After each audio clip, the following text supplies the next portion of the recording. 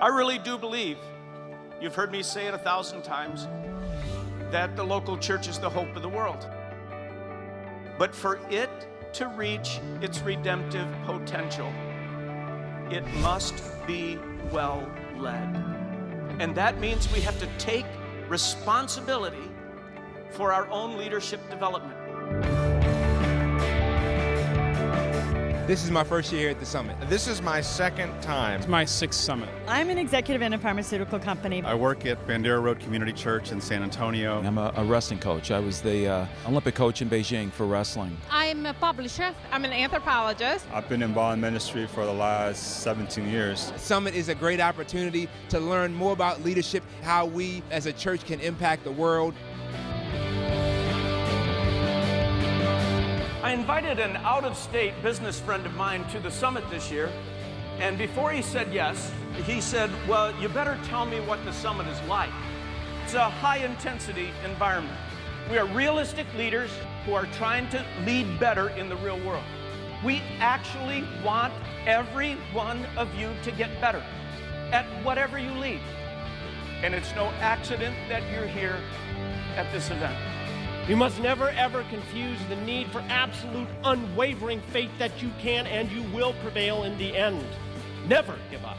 When people are passionate about what they do, they are far more effective at what they do. Well-led organizations have tensions that are never resolved, problems that are never solved, and in great organizations, leaders learn how to leverage those problems in a way that creates progress for the organization. There's about 50 years of research, 50 years of hard science about human motivation. And what it does is it calls into question some of the assumptions about how we run organizations. The notion that the leader is responsible for mentoring, coaching, sponsoring the whole organization is very limiting when you think about it. Wherever you turn, you open a paper, you look at the news, there is this sense of hopelessness. People hoping there's got to be something more, let alone the big global issues. So the idea I came up with, very simple. You buy a pair of our shoes, and we give one to a child that needs a pair.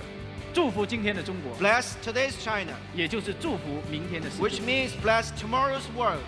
And that's how God changes the world. It starts with God, and then he gives a whisper to one of his children, and then that whisper turns into a declaration that produces the resolve to take positive action.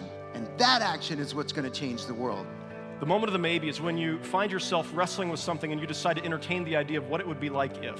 We open our hands, we say, I can't carry this anymore. What if our gracious God says, keep your hands open, let me provide? What I want people to do is have the self-confidence in their gut to do things when they think they got the answer. And look, what that does is if they're right, it builds confidence to make those decisions the next time. That's right. One of the jobs of a leader is to make guys like me feel 6'4" with hair. We've gone to so many other leadership seminars, but nothing like this one. Yesterday I decided I have to return every year. It's much more than just learning. It's a transformative experience. Sell your car, sell your whatever, and come here.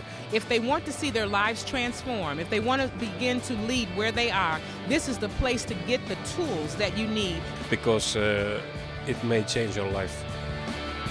Leaders, listen up. Your God-given job is not to merely preside over something. It's not to pontificate to your underlings how smart you are. Your job is to not merely preserve something from its gradual demise. Your job, if you're a leader, is to figure out what God wants to get done in this world, figure out what role you play in that, and then to move something or someone from here to there.